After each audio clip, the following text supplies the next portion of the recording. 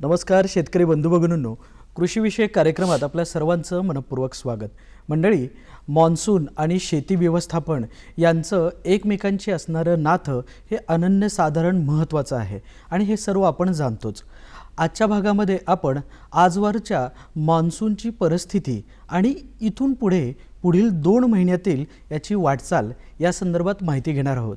आजचा आपला विषय मॉन्सून 2024 सद्यस्थिती आणि पुढील वाटचाल या विषयावरती मार्गदर्शन करण्याकरिता या कार्यक्रमात सहभागी झालेले आहेत भारतीय हवामानशास्त्र विभागाचे हवामान संशोधन व सेवा प्रमुख श्री कृष्णानंद होसाळीकर. नमस्कार सर. नमस्कार. आपल्या या कार्यक्रमात आमच्या संपूर्ण टीमच्या वतीने मनपूर्वक स्वागत करतो. मुळातच सर, आपण मॉन्सूनचं पुनरावलोकन जर केलं तर या सगळ्या गोष्टींचा अभ्यास करता म्हणून देशासाठीचा आजवरचा जो काही मॉन्सून सुरू झाला तर देशासाठी म्हणून मॉन्सून 2024चा एक अद्ययावत दीर्घकालीन अंदाज त्याबद्दल सांगावं. सध्या जी मॉन्सूनची जी स्थिती आहे संपूर्ण देशामध्ये, ज्यावेळी एप्रिल महिन्यामध्ये आणि मे महिन्यामध्ये आम्ही 2 टप्प्याचं संपूर्ण देशाचं मॉन्सूनच्या पावसाचं पूर्वानुमान दिलं होतं, दीर्घकालीन पूर्वानुमान. तर त्याच्यामध्ये आम्ही असं म्हटलं होतं की हवामान विभागाने असं म्हटलं की संपूर्ण देशामध्ये पाऊस जो आहे तो सरासरीपेक्षा जास्त असण्याची शक्यता आहे आणि तो सरासरीच्या 106% असेल संपूर्ण देशामध्ये जून ते सप्टेंबर. आणि आज आपण जुलै महिना संपते, ऑगस्ट महिन्यामध्ये आहोत. तर गेल्या 2 महिन्यामध्ये जर का आपण संपूर्ण देशामध्ये आणि राज्यामध्ये जर का बघितलं तर पावसाची जी स्थिती आहे ती अतिशय समाधानकारक आहे. संपूर्ण देशामध्ये पाऊस जो आहे तो सरासरीपेक्षा 100%पेक्षा थोडा जास्त आहे. आणि राज्यामध्ये जर का आपण बघितलं तर संपूर्ण राज्याचा जर का आपण विचार केला तर राज्यामध्ये सरासरीच्या 38% जास्त पाऊस पडलेला आहे. इथे एक चांगली गोष्ट मी सांगू इच्छितो की दरवेळी ज्यावेळी हे आकडे मोठे येतात त्यावेळी बऱ्याचदा त्याच्यामध्ये कोकण आणि कोकणामधला वाटा खूप मोठा असतो आणि मध्य महाराष्ट्र आणि मराठवाड्यामधला वाटा त्या मानाने कमी असतो. पण यंदा परिस्थिती तशी नाही आहे. तर मी असं म्हणतो की कोकणामध्ये, मध्य महाराष्ट्र, मराठवाडा आणि विदर्भ या 4ही विभागांमध्ये सरासरीपेक्षा जास्त पाऊस पडलेला आहे. आणि आपले जे धरण क्षेत्र आहे मध्य महाराष्ट्रामधला संपूर्ण जो भाग आहे आपला तो पाणलोट क्षेत्र आहे, धरण क्षेत्र आहे. आपल्या महाराष्ट्राची पाण्याची गरज जी आहे ती बहुतांश तिकडच्या धरणांमधूनच आपल्याला पुरी केली जाते. तर या धरण क्षेत्रामध्ये पण पाऊस जो आहे तो या 4ही उपविभागापेक्षा जास्त पाऊस त्या क्षेत्रामध्ये जुलै संपताना झालेला ही एक चांगली स्थिती आहे. आणि एकंदरच आपण बऱ्याच ठिकाणी बघतोय की धरणं जवळजवळ 90%च्या वर भरलेली आहेत. नद्याही अतिशय प्रबळपणे वाहताना आपल्याला दिसत आहेत. परिस्थिती चांगली आहे. आणि मला असं वाटतं की जे पूर्वानुमान दिलं होतं जूनमध्ये ते जुलै संपताना मला असं वाटतं की ते तंतोतंत बरोबर येत असताना आपल्याला दिसतं आहे. इथून पुढे जर आपल्याला विचार करता झाला आणि त्यातल्या त्यात आपल्या राज्यासाठी, महाराष्ट्र राज्यासाठीचा हा दीर्घकालीन अंदाज हा नेमका कसा असेल? जो आम्ही अंदाज दिलेला आहे पुढच्या 2 महिन्यासाठी म्हणजे ऑगस्ट आणि सप्टेंबरसाठी, म्हणजे मान्सूनच्या मध्यावर्तीचा आढावा ज्याला आपण असं म्हणतो की हवामान विभाग नेहमी घेत असतं. तर काही दिवसापूर्वीच हवामान विभागाने मागच्या 2 महिन्याचा झालेला पावसाचा आढावा आणि पुढच्या 2 महिन्यामध्ये कशी स्थिती असेल याचंही पूर्वानुमान वगैरे सगळं जाहीर केलेलं आहे. तर त्याच्यामध्ये हवामान विभाग असं म्हणतंय की जुलै आणि ऑगस्टचा एकंदरीत जो पाऊस असेल तो सर्वसाधारणतः परत एकदा सरासरीपेक्षा जास्त असेल राज्यामध्ये आणि देशामध्ये तो सरासरीपेक्षा जास्त असेल. देशाबद्दल जर का विचार करायचा थोडासा तर देशाच्या उत्तरेकडचे जे भाग आहेत म्हणजे जम्मू काश्मीर, लडाख भाग किंवा गुजरातचा भाग किंवा ईशान्येकडची राज्य किंवा केरळच्या दक्षिणेकडचा काही भाग या ठिकाणी मान्सून थोडा सरासरीपेक्षा कमी असण्याची शक्यता आहे. पण मध्य भारत ज्याच्यामध्ये महाराष्ट्र राज्यही येतं तर त्याच्यामध्ये जो पाऊस आहे ऑगस्ट आणि सप्टेंबरचा तो सरासरीपेक्षा जास्त आहे. याचबरोबर हवामान विभागाने अजून एक पूर्वानुमान दिले की ऑगस्टचा पाऊस कसं असेल ऑगस्ट महिन्यामधलं, तर ऑगस्ट महिन्याचा पाऊस जो आहे तो सर्वसाधारणतः मध्य भारतामध्ये सरासरी इतका किंवा त्याच्यापेक्षा कमी असण्याची शक्यता वर्तवली आहे. ह्याचा अर्थ असा आहे की कदाचित महाराष्ट्र राज्यामध्ये ऑगस्ट महिन्यामध्ये पाऊस जो आहे तो कमी अधिक प्रमाणामध्ये आपल्याला दिसण्याची शक्यता आहे. जसा पाऊस आपण जुलै महिन्यामध्ये अनुभवला आहे तसा पाऊस मला वाटतं ऑगस्टमध्ये कदाचित तेवढी त्याची तीव्रता नसेल. पण मला आता पण बऱ्याच लोकांचे मेसेजेस येतात की सर शेतीची कामं पाऊस खूप झाल्यामुळे खोळंबलेली आहेत, आता आम्हाला वेळ मिळेल का? तर मी बऱ्याचदा त्यांना असं म्हणतो की ऑगस्टचा पहिला आठवडा संपल्यानंतर आपल्याला थोडीशी त्याच्यामध्ये उघडीप मिळण्याची शक्यता आहे. तर मला असं वाटतं की राज्यासाठी ऑगस्टमधला पाऊस जरी तो सरासरी इतका किंवा त्याच्यापेक्षा कमी काही ठिकाणी असला तरी मला असं वाटतं की तो त्यांना फार उपयोगी ठरण्याची शक्यता खूप जास्त आहे. जून आणि जुलैमध्ये जे पर्जन्यमान आपल्याकडे झालं ते नक्कीच समाधानकारक होतंच, पण त्याच्या एकूणच अभ्यासाच्या दृष्टिकोनातून जर पाहिलं आणि शेतकरी बांधवांना शेती व्यवस्थापनामध्ये होणाऱ्या फायद्याच्या दृष्टिकोनातून पाहिलं तर हे जून जुलैमध्ये मान्सूनचं वितरण कसं होतं? जूनमध्ये जो पाऊस होता त्यावेळी सर्वसाधारणतः जून महिना संपताना त्यांनी मान्सूनने राज्याची रेषा ओलांडून तो थोडासा वर गेला होता. पण तरी पण मी असं म्हणेन की हवामान विभागाचं पण त्याच्याकडे लक्ष होतं आणि अपेक्षेप्रमाणे जूनमध्ये तो तेवढा जोरदार आपल्याला दिसला नाही. थोडासा मध्ये परत खंड होता, परत मध्यंतरी शेतकरी थोडेसे चिंतित होते की कशा प्रकारे पेरण्या करायच्या आहेत, अजून काही कामं करायची आहेत, पाऊस अजून लागून राहिलेला पाऊस येत नाही आहे. पण जुलै महिन्यामधचं पूर्वानुमान देताना आम्ही अतिशय व्यवस्थितपणे म्हटलं होतं की जुलैचा पाऊस असेल तो खरोखरच सर्वदूर पसरलेला, बऱ्याच ठिकाणी तो मुसळधार ते अतिमुसळधार पावसाची शक्यता पण आम्ही वर्तवली होती. तर गेल्या काही दिवसामध्ये जर आपण बघितलं जुलै महिन्यामध्ये तर काही ठिकाणी पावसाने 3000चा टप्पा ऑलरेडी पार केलेला आहे. 3000चा आकडा जो आहे तो पार केला आहे. म्हणजे जसं आपलं रत्नागिरी आहे किंवा सिंधुदुर्ग आहे किंवा आपल्याकडे महाबळेश्वर आहे, साताऱ्यातले काही स्टेशन्स आहेत, या ठिकाणी पावसाने 3000चा टप्पा ऑलरेडी क्रॉस केलेला आहे. काही ठिकाणी आपण जर का बघितलं तर जर का तामिनी घाट आहे किंवा लवासा आहे, पुण्यामधले लवासा आहे किंवा आपलं लोणावळा आहे किंवा रायगडमधले काही स्टेशन्स आहेत, सिंधुदुर्गमधले काही स्टेशन्स आहेत, या ठिकाणी 300 ते 400 मिलीमीटर पाऊस 24 तासामध्ये पडलेल्या अनेक नोंदी आपल्या हवामान विभागाकडे आल्या. तर पाऊस जो कोकणामध्ये आणि मध्य महाराष्ट्रामध्ये अतिशय दमदार जुलैमध्ये होता. मराठवाड्यामध्ये मी असं म्हणेन की तो खूप चांगला होता, कारण 40 ते 50 मिलीमीटर पाऊस बऱ्याच ठिकाणी रोज आपल्याला मिळतो. हे मराठवाड्यासाठी सुचिन्ह आहे, त्यांना तेवढाच पाऊस हवा आहे. विदर्भामध्ये परत एकदा काही ठिकाणी थोडीशी पूरसदृश्य परिस्थिती झाली होती. काही ठिकाणी मुसळधार ते अतिमुसळधार पाऊस, 1-2 स्टेशन असे होते ज्याने 200 मिलीमीटर पावसाचा टप्पा परत गाठला 24 तासामध्ये.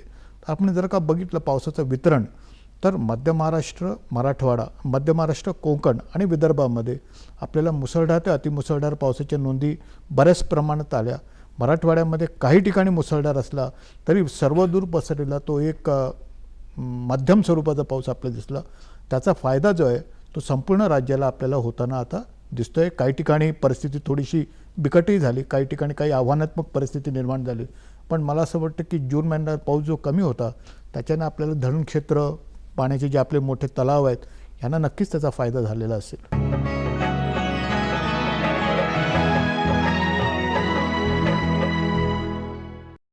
जसं आपण म्हणालात की मुळातच आपल्या महाराष्ट्र राज्यामध्ये टप्प्याटप्प्याने आहे आणि इतर भागामध्ये सगळीकडे जो पाऊस झाला तो काही ठिकाणी जास्त, काही ठिकाणी अति जास्त आणि काही ठिकाणी समाधानकारक आहे. तर अशा या पर्जन्यमानामध्ये आपल्या खरीप हंगामाची जी काही पिकं होती, कारण शेतकरी बांधव आपण अगदी जून महिन्यामध्ये थोडंसं हवालदिवल झालेला होता शेतकरी, तर अशा परिस्थितीमध्ये आत्ताच्या या पर्जन्यमानानुसार आपल्या राज्यातील खरीप पिकाची सद्यस्थिती काय आहे? जून महिन्यामध्ये ज्यावेळी आपण बघितलं की पाऊस तेवढा समाधानकारक आपल्याला सर्वदूर पसरलेला जरी दिसत होता तरी तो समाधानकारक नव्हता. त्यामुळे बऱ्याच ठिकाणी काही बातम्या अशा येत होत्या, माहिती समोर आली की काही ठिकाणी पेरण्या थोड्याशा लांबल्या आहेत किंवा काही ठिकाणी पेरण्या झाल्या आहेत पण पाऊस त्यांना अजून मिळत नाही आहे.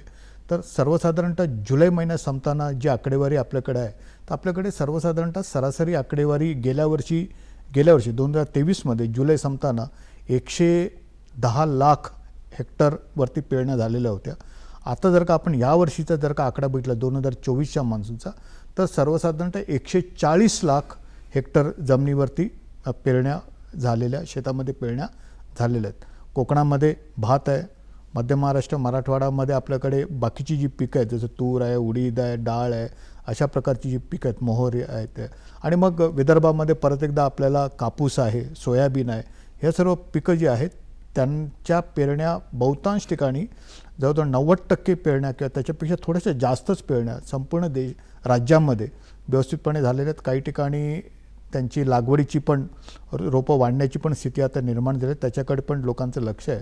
आणि अर्थात जो खूप मोठा पाऊस पडला काही ठिकाणी, तर जसं गडचिरोलीमध्ये आहे किंवा रायगडमध्ये काही जिल्हे आहेत किंवा सिंधुदुर्गमध्ये काही तालुके आहेत, तर त्या ठिकाणी जर का म्हटलं काही ठिकाणी शेतं पाण्याखाली गेली, तर कधीकधी असं होतं की पावसाचं वितरण जे आहे ते प्रत्येक ठिकाणी अतिशय शेतकऱ्याला हवं असेच होईल का, तर ते उत्तर देणं फार कठीण आहे. त्यामुळे काही ठिकाणी मी असं म्हणतो की परिस्थिती थोडीशी शेतकऱ्यांना त्रासदायक ठरली. पण जे पूर्वानुमान आहे ऑगस्टमध्ये की पाऊसचा वेग जो आहे तो थोडासा मंदावण्याची शक्यता हवामान विभागाने वर्तवली आहे, तर मला असं वाटतं की याचा फायदा नक्कीच शेतकऱ्यांना पुढच्या काही दिवसामध्ये दिसायला हरकत नाही आहे. आपण जसा उल्लेख केला की काही ठिकाणी जास्त पर्जन्यमान झालं आणि पूरसदृश्य परिस्थिती काही ठिकाणी आली, शेतं पाण्याखाली गेली वगैरे, तर अशा परिस्थिती किंवा अशा पद्धतीचे काही आव्हानं नक्कीच हवामान विभागाला, शेतकरी बांधवांना येत असतात. तर या आव्हानांचा एकूणच हवामान विभागाच्या वतीने म्हणून काय पद्धतीने विचार केला जातो, काय नियोजन केलं जातं? पूर्वापार चाललेल्या पद्धतीने हवामान विभाग दरवर्षी नवीन काहीतरी घेऊन येत असतं, ज्याचा फायदा शेतकऱ्यांना होत असतं. तर एक म्हणजे हवामान विभागातर्फे देण्यात येणारे हवामानविषयक सल्ले आणि ॲडवायझरी ज्याला आपण म्हणतो, आणि मग त्याच्यानंतर त्याच्यातून येणारे इशारे की म्हणजे कुठल्या भागामध्ये पुढच्या संपूर्ण 4 आठवड्यामध्ये कशा प्रकारचा पाऊस असेल किंवा कशा प्रकारचं कमाल तापमान आणि किमान तापमान असेल, हे दर गुरुवारी अपडेट होणारे पूर्वानुमानची माहिती आहे ती प्रत्येक शेतकऱ्यापर्यंत पोहोचवण्याचा हवामान विभागाचा प्रयत्न असतो. त्याचबरोबर जे कृषीविषयक जे सल्ले आहेत हवामान विभाग जे देतं, तर त्याच्यामध्ये पण जर का आपण बघितलं तर हवामानातल्या वेगवेगळ्या घटकांची माहिती शेतकऱ्यांपर्यंत पोचवली जाते, कृषी विभागातर्फे पोचली जाते. आणि कृषी विभाग मग काय करतं की त्या हवामानविषयक सल्ल्यानुसार शेतकऱ्यांनी पेरणी करावी का, कुठली लागवड करावी आणि कुठल्या प्रकारची पिकं त्यांनी घ्यावी, की कशा प्रकारे पाण्याचं नियोजन करावं. पाऊस खूप मोठा असेल तर मग त्यांच्याकडे असलेल्या तलावाचा किंवा बाकीचे जे पाण्याचं सूत्र आहे ते त्यांनी कमी वापरावं. त्याच्याने 2 फायदे आहेत. एक तर पाण्यातला जो साठा आहे तो राहतो आणि जो विजेचा खर्च असतो ते चालवण्यासाठी ह्याचंही म्हणजे पूर्वापार बचत होते. तर अशा प्रकारचे सल्ले हवामान विभागातर्फे त्यांना दिले जातात वेळोवेळी. आणि हे सल्ले जे आहे हवामान विभाग दर मंगळवारी आणि दर शुक्रवारी देतं. आणि बऱ्याच ठिकाणी शेतकरी मेळावे असतात, बऱ्याच ठिकाणी शेतकऱ्यांशी संपर्क साधला जातो. आपल्याकडे व्हॉट्सअप आहे, सोशल मीडिया आहे, ट्विटर हँडल आहे. शेतकरी आजकाल मी असं म्हणेन की प्रगत आहे, शिकलेला आहे आणि मोबाईलसारखी साधनं तो अतिशय व्यवस्थितपणे हाताळतो, तर त्याचा फायदा त्यालाही होतो आणि हवामान विभागालाही त्यांच्याशी संपर्क साधायला एक मोकळीक राखते. आणि जी माध्यमं आहेत त्याच्यामध्ये पूर्वी फक्त अक्षरांमध्ये म्हणजे टेक्स्टमध्ये लिहिलं जातं, आता चित्र त्यांना पाठवता येतात की त्यांना पण तसं कळतं की कशा प्रकारे आपल्याकडचं पूर्वानुमान होणार आहे. ॲप्स आहेत, अशा वेगवेगळ्या प्रकारच्या गोष्टी हवामान विभागातर्फे त्यांना पोहोचवण्याचा प्रयत्न केला जातो, ज्याच्याने त्यांना कळतं की पुढच्या काही दिवसामध्ये खूप पाऊस पडणार आहे की नाही आहे, आणि मग त्याप्रमाणे त्यांना नियोजन करण्याची संधी आणि वेळही मिळते. अशा आव्हानात्मक परिस्थिती होतात कमी वेळेत जास्त पाऊस झाल्यामुळे वगैरे, तर अशा परिस्थितीला आपण आता उल्लेख केलात की शेतकरी बांधवांपर्यंत आपण विविध माध्यमातून पोहोचण्याचा प्रयत्न करताय, त्यांना माहिती देण्याचा प्रयत्न करताय. पण शेतकरी बांधवांनी देखील स्वयंस्फूर्तीने म्हणून आपल्याला या हवामानासंबंधित जी काही इन्फॉर्मेशन आहे, माहिती आहे, ती अगदी अपडेटेड इन्फॉर्मेशन आपल्याला मिळवण्याकरिता म्हणून त्यांनी स्वतः देखील आपल्या या माहितीसाठी म्हणून काय करायला हवं? संवाद जो आहे तो नेहमी असायला पाहिजे. म्हणजे एक माहिती पुरवणारा आणि एक माहिती घेणारा याच्यामध्ये जर का संवाद चांगला असेल तर त्या संवादाचं जी फलश्रुती असते ती नेहमीच चांगलीच असते. तुम्ही चांगला मुद्दा उपस्थित केला. आणि मला सांगायला आवडेल की शेतकरी आजकाल जे सोशल मीडियाचे हँडल आपल्याकडे म्हणजे मीडियाचे जे साधन आहे त्याच्यावरतून, टेलिफोनवरतून, मोबाईलवरतून आपल्याला शेतकरी बऱ्याच प्रकारे माहिती, त्यांचा फीडबॅक तो आम्हाला देत असतो की सर तुम्ही दिलेले जे पूर्वानुमान होते त्याचा आम्हाला फायदा झाला, आम्हाला कापणी करायला वेळ मिळाली किंवा आम्हाला पेरणी करायला वेळ मिळाली. आता कापणीची वेळ नाही आहे, सप्टेंबरमध्ये आपण तळी बोलू, पण पेरणी करायला वेळ मिळाली. आणि जे पेरणी केली तर त्यामुळे नंतर पडलेल्या पावसाने दुबार पेरणीसारखं जे काही आव्हान असतं ते काही आम्हाला निर्माण झालं नाही. त्यामुळे अशा प्रकारे काय होतं आणि कधीकधी काय होतं हेही मी सांगतो की पूर्वानुमान प्रत्येक वेळी बरोबरच येईल का, तर कदाचित कधीकधी ते चुकतंही. त्यावेळी पण शेतकरी बांधव सांगतात की की तुम्ही दिलेल्या पूर्वानुमानाप्रमाणे पाऊस पडला नाही. मग आम्हाला त्यांना सांगावं लागतं की ठीक आहे, आज पाऊस पडला नाही, पुढचे 2 दिवसांनी किंवा 3 दिवसांनी परत एकदा पाऊस आहे, तर परत एकदा आपण त्यांची संवाद साधूया. तर संवाद साधल्याने एकमेकांमध्ये असलेला कॉन्फिडन्स वाढतो, नंबर 1. दुसरी गोष्ट, त्यांच्या अडीअडचणी, त्यांना लागणाऱ्या गोष्टी हवामान विभागाला कळतात. हवामान विभाग पण त्यांच्याकडून बऱ्याच गोष्टी शिकतो असं मी म्हणेन. आणि आमच्याकडे जी माहिती आहे त्याला कशी अद्ययावत करायची, कशी त्याला अजून उपयोगी करावी, हे एक आम्हाला त्यांच्याकडे बोलल्यानंतर कळतं. आणि अशा प्रकारचा संवाद वेळोवेळी वेगवेगळ्या माध्यमातून हवामान विभाग त्यांच्याशी करण्याचा प्रयत्न करत असतो.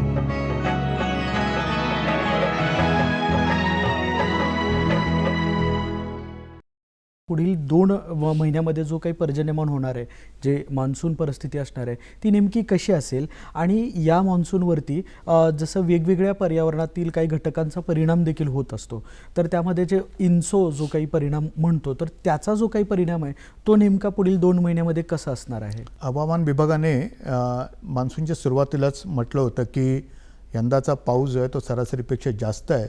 आणि त्याची अनेक कारणं होती. त्यातलं एक कारण होतं की जो गेल्या वर्षी पावसावरतीचं जे एक आव्हानात्मक पॅरामीटर होता अल निनो, तो गेल्या वर्षी होता, तो यावर्षी सद्य परिस्थितीला जेव्हा आपण आता बोलतोय ऑगस्ट महिन्यामध्ये, अल निनो जो आहे तो संपलाय असं म्हणायला हरकत नाही आहे. आणि ला निना नावाची सिस्टम तयार होते प्रशांत महासागरामध्ये, आणि ती ला निना जी स्थिती आहे ती सर्वसाधारणतः भारतातल्या मान्सूनला पूरक ठरते. जी प्रोबॅबिलिटी आहे किंवा जी शक्यता आहे, जे पूर्वानुमान दिलं आहे त्याच्यामध्ये आम्ही असं म्हटलं की सर्वसाधारणतः ऑगस्टच्या मध्यावरती एक 70% प्रोबॅबिलिटी आहे, शक्यता अशी आहे की ला निना प्रशांत महासागरामध्ये निर्माण होणार. आणि ऑक्टोबरमध्ये त्याची शक्यता अजून जास्त आहे, सप्टेंबरमध्ये अजून शक्यता जास्त आहे. तर हा जो ला निना घटक आहे ह्याचं एक वैशिष्ट्य असं आहे की त्याचा जो प्रभाव आहे तो भारतातल्या पावसासाठी पॉझिटिव्ह असतो, चांगला असतो. आणि त्यामुळे हवामान विभागाने जे काही दिवसापूर्वी पूर्वानुमान दिलं आहे त्याच्यामध्ये आम्ही जरी असं म्हटलं असेल की ऑगस्टचा पाऊस थोडासा कमी असेल, पण सप्टेंबरमधला पाऊस आणि ऑगस्टमधला पाऊस दोन्ही मिळून सरासरीपेक्षा जास्त असेल. याचा अर्थ एक असा आहे की सर्वसाधारणतः सप्टेंबरमध्ये आपल्याला चांगला पाऊस मिळण्याची शक्यता आहे. त्यामुळे आपल्याला तशा प्रकारची तयारी करणे गरज आहे. कृषीविषयक, डिझास्टर मॅनेजमेंट म्हणजे आपदा नियंत्रण, नद्यांवरती लक्ष ठेवणं गरज आहे, धरणाच्या पाणलोट क्षेत्रामध्ये लक्ष ठेवायची गरज आहे. अशा भरपूर काही गोष्टी आहेत ह्या पूर्वानुमानामध्ये की ज्याच्याकडे वेगवेगळे जे आपल्याकडे स्टेक होल्डर्स आहेत, तर त्या सर्वांचं त्याच्याकडे नक्कीच लक्ष असेल. तशा प्रकारची योजना येत्या 2 महिन्यामध्ये त्यांना करायचे वेळ मिळणार आहे आणि त्याचा हा फायदा नक्की होणार आहे. भारतातील आणि आपल्या पर्यायी मग राज्यातील जर पुढील 2 महिन्यातील मान्सूनचा जो काही दीर्घकालीन अंदाज आपण वर्तवत असतो, तर तसाच या पुढील 2 महिन्यासाठी म्हणून देशासाठी आणि राज्यासाठी म्हणून कशा पद्धतीचा हा अंदाज असेल? मग संपूर्ण देशामध्ये ऑगस्ट, जुलै आणि ऑगस्ट आणि सप्टेंबरचा जर का पाऊस एकत्रित जर का आपण म्हटलं तर तो संपूर्ण देशामध्ये परत एकदा सरासरीपेक्षा जास्त असण्याची शक्यता हवामान विभागाने वर्तवलेली आहे. अर्थात काही पॉकेट्स असे आहेत की जसं मी म्हणालो मग गुजरात आहे, ईशान्य भारत आहे, ह्या सर्व ठिकाणी काही ठिकाणी पाऊस कमी असेल, पण मध्य भारतामध्ये पाऊस पूरक असेल. आणि मध्य भारत ज्यावेळी म्हणतो त्यावेळी मी महाराष्ट्र राज्य किंवा बाकीचे जे आपले राज्यात आजूबाजूची मध्य प्रदेश वगैरे आहे, छत्तीसगड आहे, तर या सर्व भागामध्ये पाऊस चांगला सरासरीपेक्षा जास्त असण्याची शक्यता खूप चांगली आहे. हे चांगलं आहे. ऑगस्टमधला पाऊस थोडासा राज्यामध्ये आणि मध्य भारतामध्ये थोडासा कमी दिसतो आहे. आणि एकंदर जर का आपण चित्र बघितलं तर जे पूर्वानुमान हवामान विभागाने दिलं होतं की 106% सरासरीचं असेल संपूर्ण मान्सूनचं, तर ते मला असं वाटतं की ते अजूनही हवामान विभागाने त्याच्यामध्ये कुठल्याही प्रकारचं परिवर्तन केलं नाही आहे, काही बदल केले नाही आहेत. अजूनही आम्ही असंच म्हणतो आहे की संपूर्ण देशाचा पाऊस जो आहे तो सरासरीच्या 106% असेल. जे पावसाचं वितरण आहे मराठवाडा, मध्य महाराष्ट्र, विदर्भ आणि कोकण या 4ही विभागामध्ये पण समाधानकारक पुढच्या 4 महिन्यामध्ये असेल. आणि जी आपल्याला जी पाण्याची जी गरज आहे किंवा जी पावसाची गरज आहे पुढच्या 2 महिन्यासाठी, मला असं वाटतं की ती जी गरज आहे तर ह्या पुढच्या 2 महिन्यातल्या पावसाने परत एकदा ती अतिशय समाधानकारक राहील. आणि कुठल्याही प्रकारचा पावसामुळे निर्माण होणारा ताण होण्याची शक्यता फार कमी आहे असं मी म्हणेन. अशा या अंदाजाचा विचार करता किंवा या पूर्वानुमानाचा विचार करता म्हणून शेतकरी बांधवांनी जी काही माहिती आहे या माहितीचा कशा पद्धतीने फायदा करून घ्यायला हवा त्यांच्या शेती व्यवस्थापनामध्ये? दीर्घकालीन पूर्वानुमान जे हवामान विभागाने काही दिवसापूर्वी दिलं, ज्याच्यामध्ये आम्ही ऑगस्ट आणि सप्टेंबरच्या पावसाचा उल्लेख केला आहे, तर ते झालं एक मोठी माहिती, ज्याच्याने शेतकऱ्यांना एक कॉन्फिडन्स असेल की येणाऱ्या 2 महिन्यामध्ये कसं पावसाचं चिन्ह असेल. दुसरी गोष्ट आहे की त्याचबरोबर हवामान विभाग दर आठवड्यातून 2 वेळा मंगळवार आणि शुक्रवारी जी कृषीविषयक माहिती त्यांना देतं, दूरदर्शनच्या माध्यमातून पण आपल्याकडे तशा प्रकारची माहिती दर शुक्रवारी दिली जाते. तर ह्या माहितीचा त्यांनी उपयोग करावा. जिल्हास्तरीय जे पूर्वानुमान आहे जे हवामान विभाग देतं त्याच्याकडे लक्ष द्यावं आणि पुढच्या 5 ते 7 दिवसामध्ये आपल्या जिल्ह्यामध्ये कशा प्रकारचं हवामान राहील, कुठल्या प्रकारचे इशारे आहेत, ते मग रेड अलर्ट आहे का येलो अलर्ट आहे का ऑरेंज अलर्ट आहे, हे त्यांनी थोडंसं बघावं. आणि अर्थात हवामान विभागाच्या ॲप्स आहेत, हवामान विभागाने मोबाईलवरती निर्माण केलेले काही ॲप्स आहेत, सोशल मीडियाची काही साधनं आहेत, वेबसाईट आहेत, टेलिफोन 24 तास 24/7 म्हणजे आपल्याकडे सतत काम करणारे हे हवामान विभागाचं केंद्र आहे. तर त्यामुळे मला असं वाटतं की ह्या सर्व ठिकाणी ज्यावेळी शेतकऱ्यांचा संपर्क अजून वाढेल आणि आम्हालाही त्यांच्याशी बोलायला आवडेल, तर तशा प्रकारच्या गोष्टीकडे त्यांनी लक्ष द्यायला गरज आहे. हा जो पुढचा 2 महिन्याचा जो कालावधी आहे त्याच्यामध्ये सर्वसाधारणतः जी रोपं लागवडीसाठी तयार होतात तर त्याला पाणी कदाचित थोडंसं कमी लागत असेल किंवा त्या हिशोबाने त्यांनी पाण्याचं नियोजन करावं. आणि जो सप्टेंबर एंडचा जो कालावधी असतो तर त्याच्यामध्ये आपण पिकं म्हणतात ती कापणीला येतात किंवा हार्वेस्टिंग असतं, त्यावेळी पण कदाचित थोडासा पावसाची शक्यता नाकारता येत नाही, तशा प्रकारचं पूर्वानुमान आहे. तर मला असं वाटतं की शेतकऱ्यांनी सप्टेंबरच्या पुढच्या उत्तरार्धातलं जे पावसाचं पूर्वानुमान आहे त्याच्याकडे अजून काटेकोरपणे बघायची गरज आहे. त्यामुळे त्यांना कापणीसाठी जी पिकं तयार झालेली असतात हार्वेस्टिंगसाठी सप्टेंबर-ऑक्टोबर महिन्यामध्ये, तर त्यांना ते एक योग्य स्लॉट मिळेल ज्याच्यामध्ये त्यांना तशा प्रकारची कामं त्यांची उरकता येतील.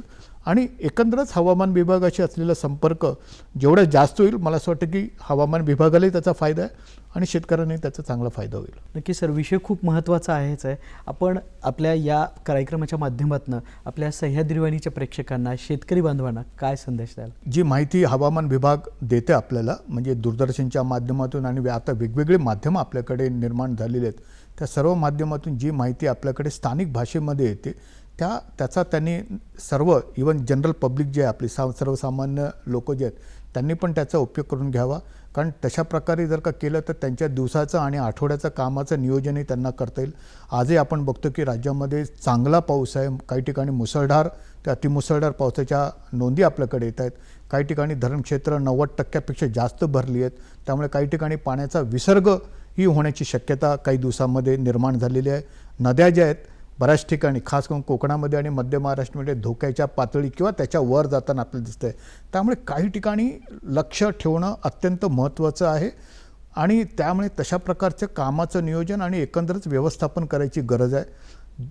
तिसरी गोष्ट ही आहे की शेतकऱ्यांसाठी जसं मी म्हणालो मगाशी की जे हवामानासाठी लागणारी त्यांची जी माहिती आहे ती माहिती जी रोज येते, दर आठवड्याला येते, दर 15 दिवसांनी येते आणि दर महिन्याला येते, ह्या माहितीचा पण त्यांनी उपयोग करून घ्यावा. काही अडचण असेल स्थानिक भाषेतून ही माहिती दिली जाते, जर का काही अडचण असेल तर त्यांनी हवामान विभागाशी संपर्क साधावा. राज्यामध्ये आपल्याकडे मुंबई, पुणे आणि नागपूर ह्या 3 ठिकाणी आपली मोठी केंद्र आहेत आणि प्रत्येक जिल्ह्यामध्ये एक निरीक्षण केंद्र आहे.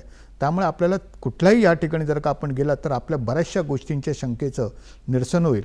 मला असं वाटतं उर्वरित जो पावसाचे पुढचे जे 2 महिने आहेत, आतापर्यंतचा 2 महिन्याचा पाऊस नक्कीच आपल्या अपेक्षेप्रमाणे झाला आहे, पुढच्या 2 महिन्याचं पण पूर्वानुमान चांगलं आहे.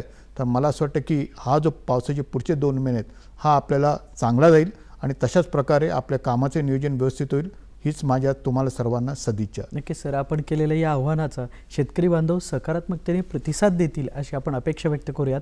आपण या कार्यक्रमात सहभागी झालात आणि महत्त्वपूर्ण विषयावरती मार्गदर्शन केलेत त्याबद्दल धन्यवाद आणि आपल्या पुढील वाटचालीसाठी शुभेच्छा. नमस्कार. नमस्कार.